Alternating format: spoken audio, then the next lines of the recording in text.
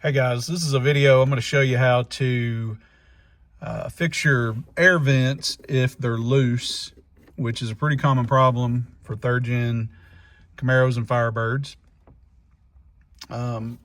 What I did was I've got that one already in. As you can see, it's pretty tight. But what you do is you remove these two vents.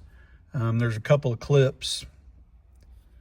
You just take a screwdriver from inside here, press it from inside there, and press that in, and then that'll allow you to pop these vents out. Now, as you can see, there's a little bit of dried adhesive right here.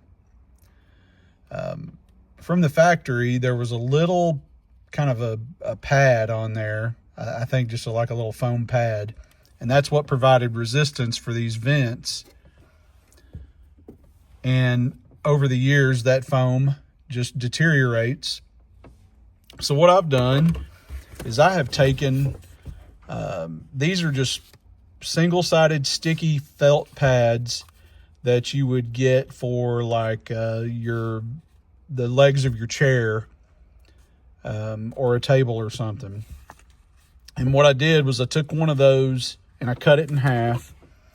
And as you can see here, I've got it on one side. I tried this with two sides and it felt just like it was just a little bit too tight. So this one right here, it only has it on one side, and it's not going to move unless I move it.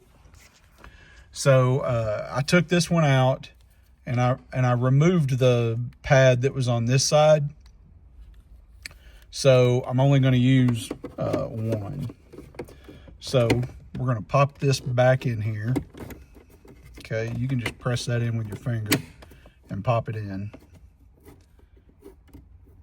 Okay, so that's tight. Now, if you want to know, I'm going to demonstrate how to get this off.